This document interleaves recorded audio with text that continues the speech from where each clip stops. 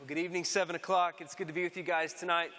If you're here with us for the first time, we're so glad that you're here. We're so glad that you've made your way into worship with us. If you come with a friend, our hope tonight is that you would feel welcome, that you'd feel part of what we're doing here, and you would know it's a privilege to share an evening of worship with you. My name is Chad Kincer. I serve as our campus pastor and as one of our preaching pastors, and tonight it is a deep honor, as it always is, to share God's word with you. So if you have a Bible, open up to Exodus chapter 20. Exodus chapter 20, we are in week 2 of sort of our 10-week journey of the 10 commandments. We're giving a week to each commandment. And so tonight, being that it's week 2, we're on commandment number 2. And so if you missed last week, if you were not here, that was our first week of the series, and I'd encourage you to go pick that up on the podcast or pick that up on our website, so you can kind of track along with where we are these 10 weeks. The first commandment, have no other gods before me. Where we're going to be tonight in the second commandment sort of hits at the same thing as commandment 1, the issue of our worship, the issue of what it is that we come to understand, to see, and give to God in terms of our devotion and worship to Him.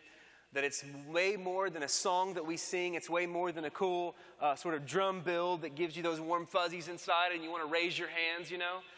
Worship is way more than all of that, although those things are a part of it. Worship is about the way that we understand who God is, by the way He's revealed Himself to us, and then we wrap our lives around Him. We bend our lives around Him to say, you are indeed God, and I want to be shaped by you. That's the heart of worship, and that's where we're headed in this second command. So I want to begin our time together by reading this text, and then we'll jump in from there.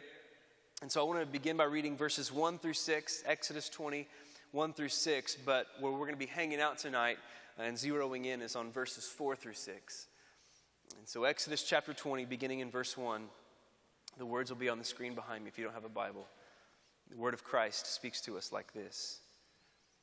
And God spoke all these words, saying, I am the Lord your God who brought you out of the land of Egypt, out of the house of slavery.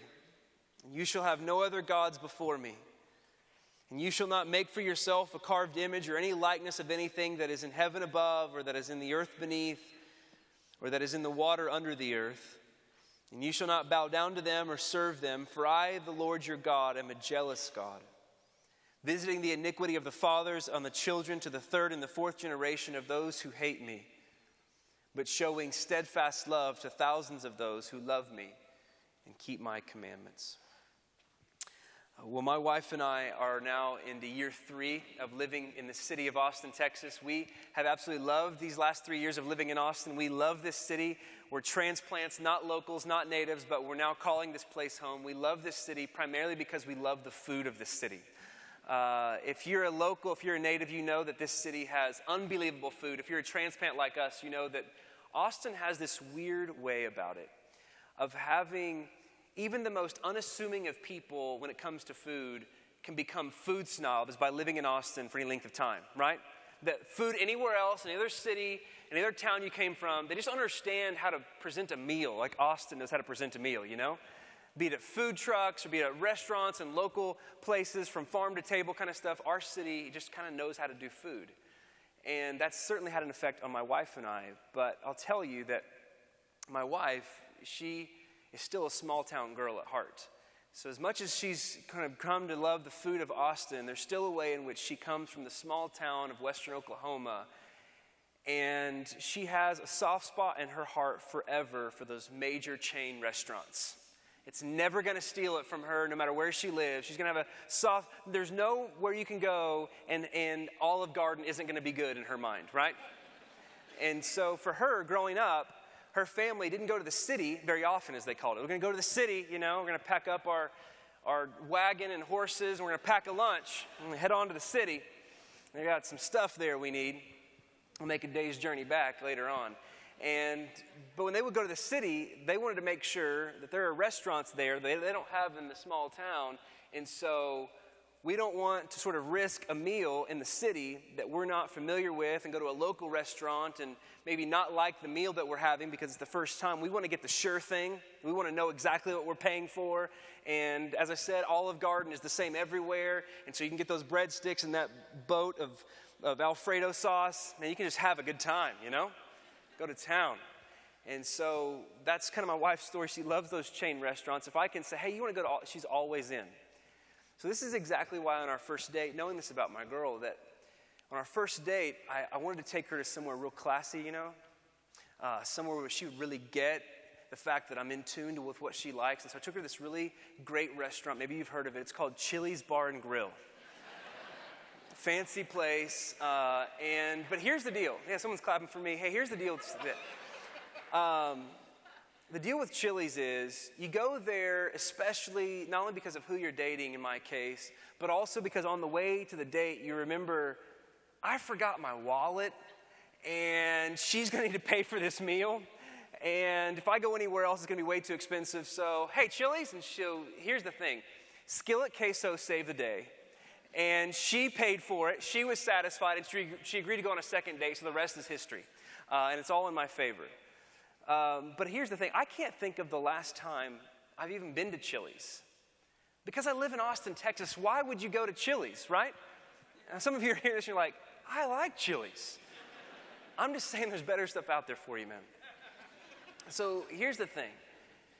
Even if you like Chili's or don't like Chili's, every one of us know what it's like to settle. Every one of us knows what it's like to settle for something less than you wanted or less than you hoped for because somewhere along the way something else was presented to you that was easier or more familiar to you or more accessible, right? So if you can't understand that illustration, maybe you can understand what I'm talking about when it comes to thinking about a road trip. If any of you have been on a road trip, you know the moment where you've been on that long stretch of highway and all of a sudden you kind of have hunger pains that make you irritable because you've been sharing the radio with other people in the car, listening to their music so as not to hog the radio, and you're going really, really irritable and you can't stand your friends anymore. And so you just say, there's the Taco Bell, there's the McDonald's off the side of the highway, let's just do that. That seems like a good enough idea to kind of get away for a little bit. So you go get the Taco Bell, you go get the McDonald's, and it seemed like a good idea, and you get back in the car, and 30 minutes later, it's not such a good idea anymore. Because things start happening in your stomach, and not in a good way, And now you've got bigger problems than when you started, when you're just hungry and irritable. And now your friends hate you because of the things you're making them experience in the car, right? Every one of us knows these moments where we settle.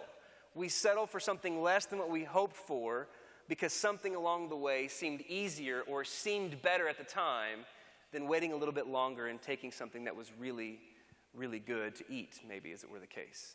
Every one of us know what it's like to negotiate, not just in the ways of food and settle in those ways, but we also know what it is to settle when it comes to our relationship with God, right? In the way that we worship Him. Every one of us do this. In the Christian life, there are these moments and there are these times where what we can tend to do is we can gravitate toward the things of God that we like, so love, grace, forgiveness, and we can emphasize those things and we can zero in our worship to those things to the neglect of things that we don't like or we don't understand, like justice and wrath and sovereignty.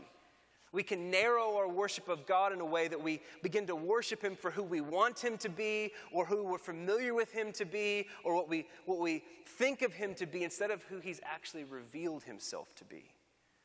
And so the danger of settling for Taco Bell or for McDonald's is one thing. But when you settle when it comes to your view of God and your worship of Him, it's a whole other thing entirely, because the stakes are much higher. When you settle on your vision of God and your understanding of God, what you're doing eventually is having a God of your own making. And then you end up worshiping something or someone who's not even God at all, right? And so the question I want to ask you from the front of tonight is, how confident are you that the God that you're worshiping is actually the God of the Bible? How confident are you that the God that you're worshiping is actually the God of the Bible? You see, God is really serious about the way that we know Him. He's really serious about the way that we worship Him. And He's really serious about the way that we would worship Him as He's revealed Himself to us, not what we think Him to be. And this is what's happening when it comes to the second commandment. And so as we jump in tonight, I want to shape our time together in studying the second commandment, just like we did last week, by trying to ask and answer three questions. And so the three questions, just as a refresher, will be this. Number one, what is the command? So first I want to look at just what is the command and what is it saying? What is it teaching us? Secondly, I want to ask the question, so how are we disobeying this command? In what ways are we failing to follow God where he's commanded us to walk. And the third question is, why is obedience to this command so urgent? So what is the command? Where are we disobeying? And why is obedience so urgent? So let's look at the first question. What is the command? Look back at verse 4. It says, you shall not make for yourself a carved image or any likeness of anything that is in the heaven above, or that is in the earth beneath, or that is in the water under the earth. And so the second commandment comes forward to say that you shouldn't have any crafted image of God that you worship. Now, if you're with us last week, this sounds very, very close, almost identical to the first commandment. In fact, before we started studying this several months ago, getting ready for where we were headed in this series, I had a hard time for so long in my Christian life understanding really what the difference was from the first commandment and the second commandment. Because it almost seemed the same in a way that the second commandment, as it's listed here, was just an extension of the first commandment and giving greater detail to how you would obey it. So the first commandment, don't have any gods before me. And the second commandment, don't have a carved image of God, just seem to kind of run together in a way that that's how you obey the first commandment, is not having a carved image. But that's actually not the case at all as I've come to study this. So I want to show you sort of where the difference is between the first and second commandment. So the first commandment, again, is that you shouldn't have any gods before me or before God, right? So as we talked about last week, the first commandment is, in a word, don't have any false gods. Don't put anything else other than God to the level of God, worshiping that and God at the same time, or anything else other than God above God so as to worship that. Don't worship false gods. That's the first command. The second command, though, turns a bit when it says this, don't have a carved image. What it's saying is don't worship the true God in a false way. So the first command, don't worship false gods. The second command, don't worship the true God in a false way. It's saying that there's nothing you can have in terms of an idol or something you can craft or make that's going to do justice or hold up to represent God as he is. It just won't work. Now here's the irony of this second command. Literally, at the very same time Moses was receiving these commands from God at the top of Mount Sinai, the very same time the Israelites were at the bottom of the mountain breaking this very command. Right, so Moses was up on the mountain for quite some time. The law is given starting in Exodus 20, but it travels all the way through Exodus 31. So 11 chapters are covering the law that God was giving Moses at the top of Sinai. So he was up there a while. The Israelites down at the base of the mountain were getting quite weary of, is Moses ever going to come down? Has he gotten lost up there? I'm not sure if Moses even remembers that we're down here. Maybe he's just going to hang out up there forever. And they were complaining about wanting to move on with their life. And so Exodus 32 actually picks up the narrative of how they're responding to their impatience with Moses on top of the mountain. It says they go over to Aaron, Moses' brother. And it says, hey, we're not sure Moses is going to come back down, and so we want to go on and worship the God who delivered us from the land of Egypt. So why don't you lead us, and why don't you take us forward in the worship of this God?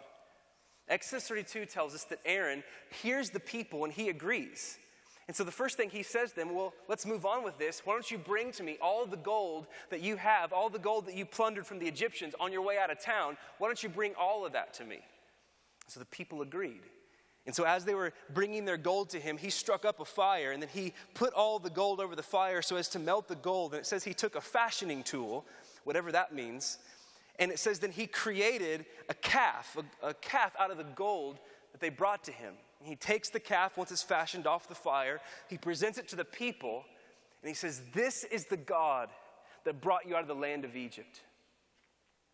And it says when the people saw what Aaron had made for them and said that that was the God who brought them out of the land of Egypt, in Exodus 32 it says they rejoiced and they celebrated and they threw a party because of what had now been laid before them. Exodus 32:6 says this. It says they rose up early the next day and they offered burnt offerings and they brought peace offerings, and the people sat down to eat, to drink, and they rose up to play. So they throw a full-on celebration because of a baby cow that had been crafted from their gold. And so before we start judging them, because I know that that's typically my response when I read this text. Before we start shaking their head, how stupid, Israel, do you have to be to think that it was really a golden calf that you created that led you through the Red Sea? How small-minded do you have to be? Before we judge them that way, let's remember where they'd come from. Because if there's anything that we've learned from this series through the book of Exodus is we're no better than the people of Israel. In fact, we're exactly the same. And so remember that they had been slaves for 400 years in Egypt. So the current generation of Israelites who are receiving these commands, who are doing this thing in Exodus 32, they're the generation, in fact, even several generations had never known life outside of Egypt. All they had ever known is life in Egypt, and worship in Egypt was idol worship. It was worshiping statues and carved images of supposed gods. This was the only way they knew to worship. And so when they were asking Aaron, craft for us something to worship, they were worshiping in the only way they knew how. Something I learned this week that was a bit new to understand about Exodus 32 is that when they were asking Aaron to make something for them to worship, they weren't trying to worship another god. They were trying to worship the God who had delivered them. They were just doing the best they knew how. So look back at verse 5. Exodus 32, verse 5. It says, when Aaron saw this, he built an altar before it, talking about the golden calf. He built an altar before it, and Aaron made a proclamation and said, look at what it says, tomorrow shall be a feast to who? To the Lord. They were trying to worship Yahweh, the God who had delivered them. So they were worshiping the only way they knew how, which was to try to make some manifestation, some physical representation of the invisible God that they had known now to deliver them out of Egypt. They were trying to worship God best they knew how. And so they weren't breaking the first commandment with the golden calf. They were breaking the second commandment, trying to worship him through carved images. And it says in Exodus 32 that when the Lord saw what they were doing, he burned hot with anger, and he had to pull back his wrath from consuming them. Pretty intense statement. And so you go, well, they had good intentions. Like they wanted to worship the Lord. And so why is God responding with wrath there? Like why is he responding with wanting to consume them? They were trying to actually worship him with good intentions the best they knew how. Well, the reason God responds this way is he tells us in verse 5 of actually this command what's going on at the heart of who he is. Verse 5. It says, you shall not bow down to them or to serve them, for I, the Lord your God, am a jealous God. He says, I, the Lord your God, am a jealous God. The reason he says don't have any carved images that you bow down to worship is because I, your God, am a jealous God. This is a powerful thing God is saying here. And yet it sounds a bit strange to us because how is it that God can be jealous and that be good? Because there's a command that's going to come later that says do not covet, like do not be jealous. And so how is it that God can be jealous and it's a good thing, but that we're commanded not to be jealous? And it's because God's jealousy here and what he's talking about isn't the sinful kind of jealousy that you and I are more familiar with. The kind of jealousy of longingly and lusting after something that isn't yours, that someone else has, that you want to be yours. That's not what he's talking about because God already possesses everything. So he's not jealous over something that's not his. All things are already his. The kind of jealousy this passage is talking about to describe his heart as a jealous God is the kind of jealousy that someone has when they rightly want to protect and care for all the things that are already rightly theirs. The kind of intense desire to care for and to protect the things and the ones you love. This is the kind of jealousy that it's talking about. And so just another example of it. So all of us know something of this. For example, I'm a father of 3 kids. So as a father of 3 kids and with a wife in the house, I am jealous over the care and the protection of my family. I am jealous over the fact that nothing will harm them, nothing will come in to distort their life or their flourishing, but I am jealous for their good. I'm jealous for their flourishing. I'm jealous for their safety. I will protect them. It's a good kind of jealousy. My wife is jealous over the health and the nurture of my children. She's jealous over those things. There's a deep desire to protect the things you love. And so in this sense, every one of us in the room can understand a bit of that. There are things in your life that there is an intense desire in you. There is something that burns in your heart to protect or to care for the people or possessions that you love most. So the same is true with God. He is a jealous God. And listen, he's jealous over you. He's jealous over you. And so this is why he's saying that his jealousy is producing the second commandment in him. His longing to see you flourish, his longing to see you cared and protected is actually producing this second command in a way to say, I don't want you to have any carved idols because I don't want you to miss out on me. He's protecting us with the second command of missing out or settling for something less than himself. He's guarding us from missing out on him entirely. He wants us to have him. And so you could look at a golden calf. Israel could look at this golden calf they created that's supposed to be some sort of physical manifestation of their God. And they could see in that calf, in that statue, something about their God and say, our God is strong and he's powerful. Look at this bull we created. They could actually say that. But they could never say, looking at this idol, that it loves them or cares for them. You would never get that from looking at a golden calf. You could never look at a golden calf that you created and say, my God is the maker of heaven and earth. You could never say that because you just created it with a fashioning tool from fire. And so it is with idols, right? So it is with our own conception of God at times. That there is a way that our idols or our thoughts about God or our opinions about God can capture, they can portray a piece of who God is and a couple of attributes, but they can never be enough by themselves to capture everything that he is and to encompass all that he is in his character. They can't do it. And so it's really difficult to begin to understand where it is that we disobey this command because we think we're right. In your beliefs about God, you think you're right. All of us do. There may be places we're unsure, but we're not waffling around going, I don't know who God is. We like to think that we're right. And so it's difficult to understand where we have some wrong belief about God. And also our struggle isn't their struggle. It's not like anyone in the room is really dealing with the temptation to go out to Zilker Park with their hipster DIY, handcrafted, wooden idol, roll it out on some super hipster rug and bow down and worship in front of everyone. Like that's no one's struggle in here.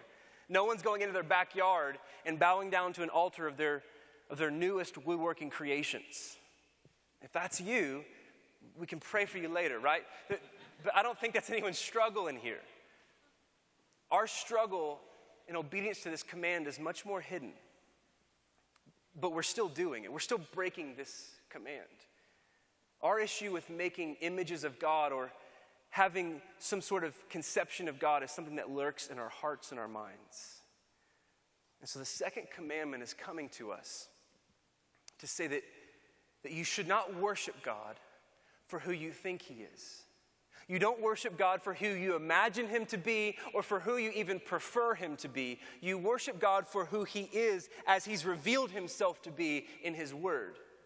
That's the second commandment. And so the second commandment is a warning that you and I ought never to say, I like to think of God as fill in the blank.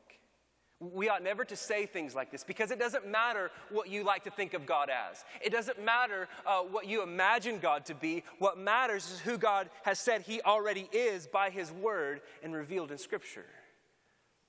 Great British theologian J.I. Packer says it this way. Any statement that begins with, I like to think of God as, should never be trusted. Should never be trusted. And so this leads us to our second question. So how are we disobeying this command? The command is that we shouldn't have any conception of God or any idol or carved image of God except for what he's already revealed to us. And so how are we disobeying this? How are we breaking this command? This is the second question. And the way we understand the way we're doing that is to look at the ways in our life where we want to prop God up in some way as to say, look at him, he's this, or look at him, he's that, or he's doing things in this manner. And so the damage for us and the danger for us isn't that we want to get rid of God altogether. No one in the room wants to do that. The damage for you and me, very often, when we're breaking this commandment, is that what we want to do is we want to massage God and we want to manipulate God and we want to have a God that we like and that we're comfortable with, that we don't have to worry about him embarrassing us in front of our coworkers, embarrassing us in front of the culture. We don't have to worry about a God who's going to shame us. We want a God who's fun. We want a God who's therapeutic. We don't want to get rid of him altogether. We just want to feel good about him. We want to crop him. We want to edit him. We want to Bitmoji him to sort of fit in our life and be really comfortable.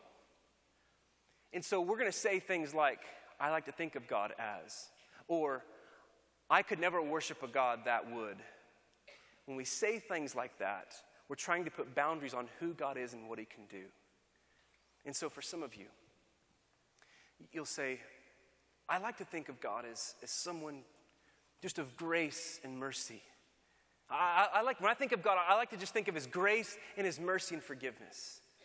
When you say that, you're saying something great about God, but if that's all you ever say, that's all you ever come around to, you're editing out his righteousness to make yourself feel more comfortable about your sin, that you never have to worry about God not loving you for as you are, but that he's just going to have love, grace, and mercy on you and never going to make you deal with his righteousness. Another one, when we say, I could never worship a God who would send people to hell. This one's very popular. When we say something like that, what we're doing is we're cropping out God's justice, God's holiness, because it makes us feel better to know that the people around us who are well-intentioned and believe good things and are good kinds of people will never go to hell. They just don't have the same relationship with Jesus that I have. And so I could never worship a God who's going to send that person I love to hell. But what we're de-emphasizing in that moment, what we're manipulating, what we're managing to make ourselves feel better about God is his justice. Maybe another one that's really popular. I could never worship a God who is good and all-powerful, yet allows all the kind of suffering and injustice to happen in the world. I could never worship a God like that. And so when you say something like that, what you're doing is you're trying to make God more palatable. You're trying to not have to say you're sorry for him, for people who are going through suffering. You're trying to feel better about him, but when you're doing all of that, you're actually cutting the legs out from underneath what's really true about him, and that he has justice and sovereignty, and he is completely ruling over all things.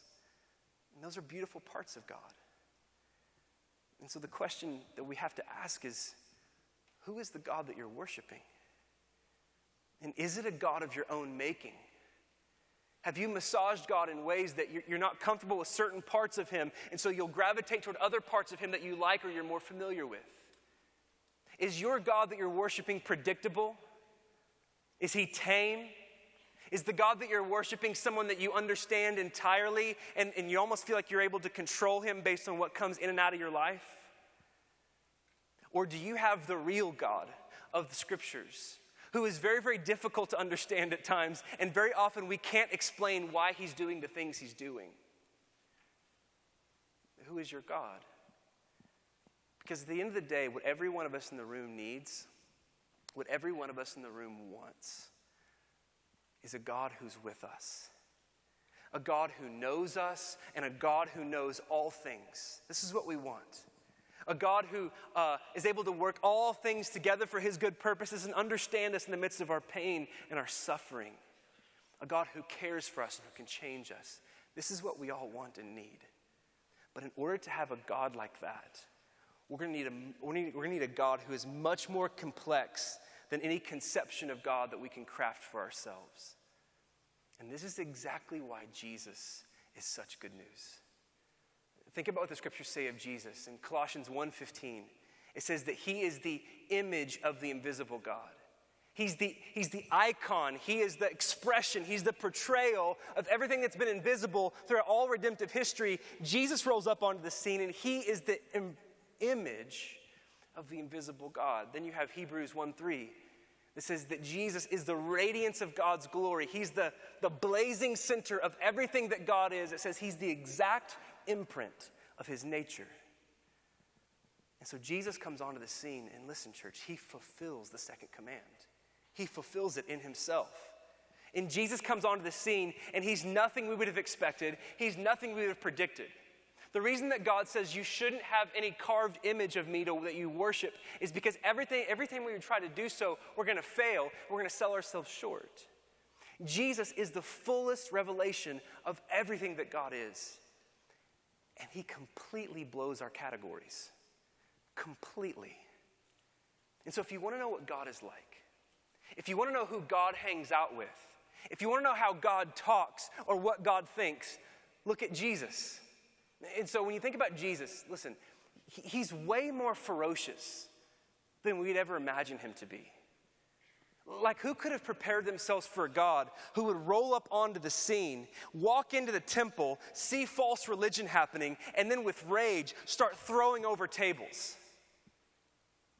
No one of us would have our God do that.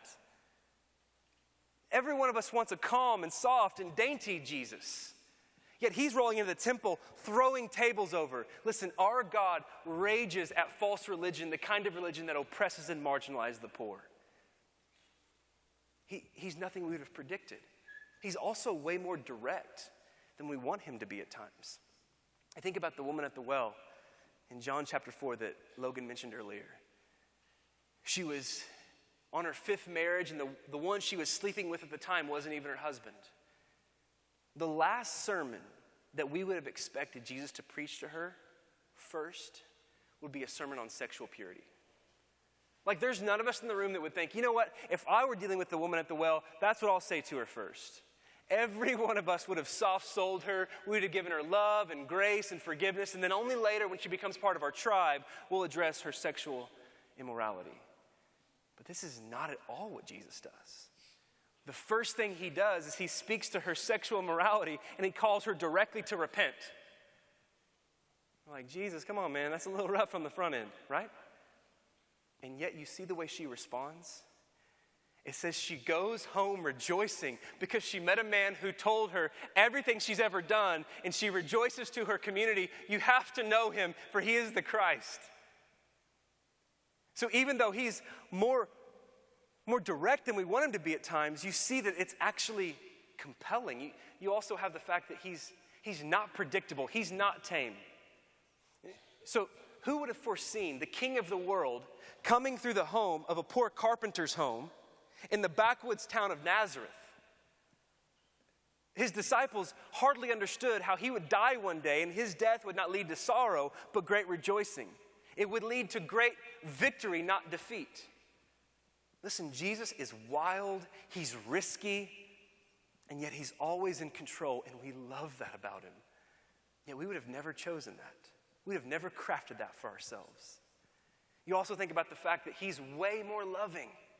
He's way more loving than we even want him to be. Everyone wants him to be loving. Everyone wants him to be gracious, but he even blows those categories. No one could have prepared themselves for the words that he said to Peter the first time he saw him in John 21, after the betrayal and after the denial of even having known him the night of his arrest. Every one of us would think that the words of Jesus, if that would have happened to us, he would show up and his first words would be discipline and contempt. And yet the first words of Jesus to Peter, come, let's eat breakfast. Well, Jesus, let's give me some fish, man. I got it set up here on the beach. Like, these are his words to him. Jesus, he consistently blows our categories. He's not predictable. He's not tame. He's not soft. He's not safe. He's complex. He's confusing, yet he's clear and simple. He's way more direct than we want him to be. He's unapologetic, but he's compelling, and he leaves us wanting more. He's wonderful and powerful. He melts our cold hearts. He causes our anxious hearts to be calm. He tells us who we are. This is the God we worship. I could say so many more things about him, but this is who he is. He's a God better than we could ever craft for ourselves in a million lifetimes. Yet so often we settle for something far less, for what we prefer, for something we can control, something we can predict in a little box. And he says, listen, I'm coming to break those categories and give you something you could never even dare dream of. I'm giving you my son. But this leads us to the last question where we close tonight. And so why is our obedience to this command so urgent? Look at the last two verses, verses 5 and 6. It says, you shall not bow down to them or serve them, for I, the Lord your God, am a jealous God. And look at what he says. Here's why it's so urgent.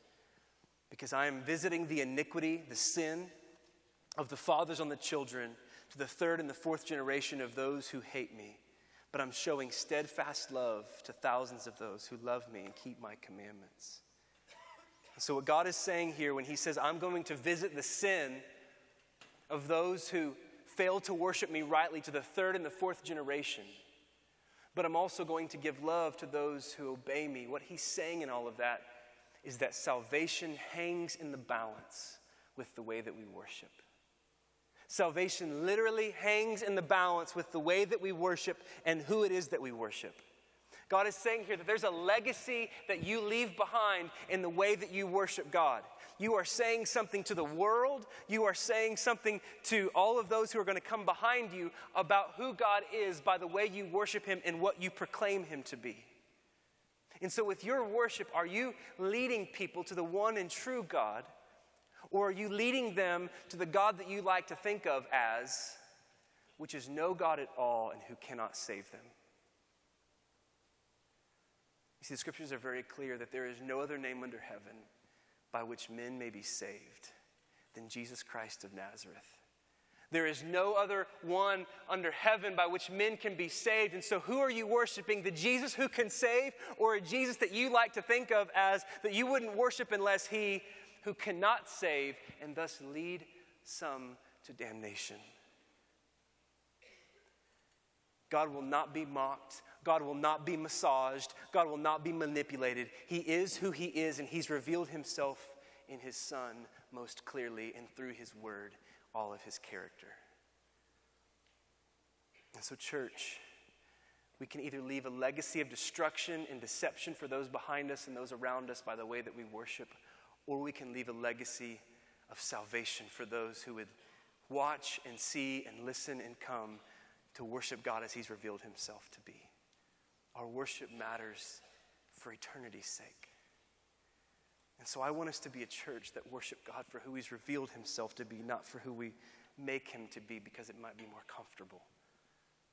College students, your worship matters for the University of Texas, for the nations that have gathered at that university from all over the world to see and to know who might your God be as they interact with you in classrooms and otherwise. Teachers, businessmen, those in arts and media and whatever sphere or channel you're in with business, your worship matters every day in the office and the cubicle. Your worship matters every day as you walk into board meetings and other places. You're proclaiming something about God. Parents, your worship matters for the way your children will understand and know God. There are some of you in this room who have problems seeing God as Father because of the way your father did or did not treat you. There's a legacy of worship we leave behind.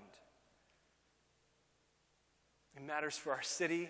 It matters for the nations, how we worship, why we worship, who we worship. So may we worship God not for who we think him to be, not for who we prefer him to be, not for who we wished he was at times, but for who he's revealed himself to be in the scriptures and through his Son, Jesus. You shall have no other gods before me, and you shall have no carved images that you bow down and worship. For I alone am God, and I am jealous for my people. Let's pray together.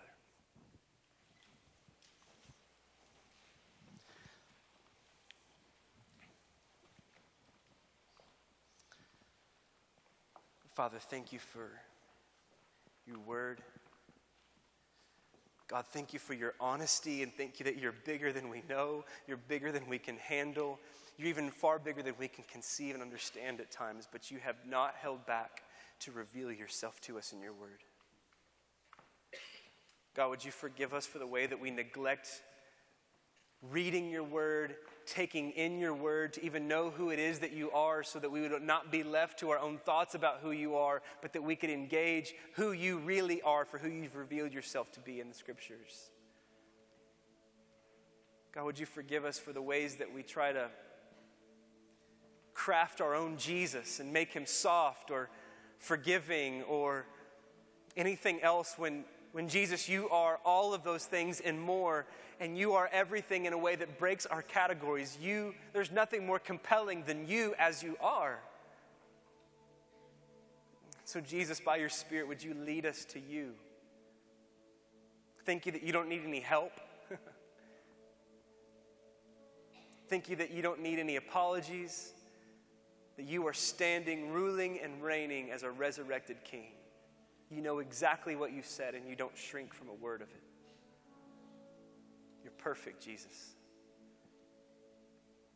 Father, you're perfect in your Son. So I pray you would encourage the believers tonight to worship you for who you are, and I pray that for those who don't know you, pray for those who don't believe in Jesus, that they would see and know tonight as we've preached and as we're praying now, that Jesus, you are everything that they've been looking for. Draw some to yourself tonight. We pray in Christ's name. Amen.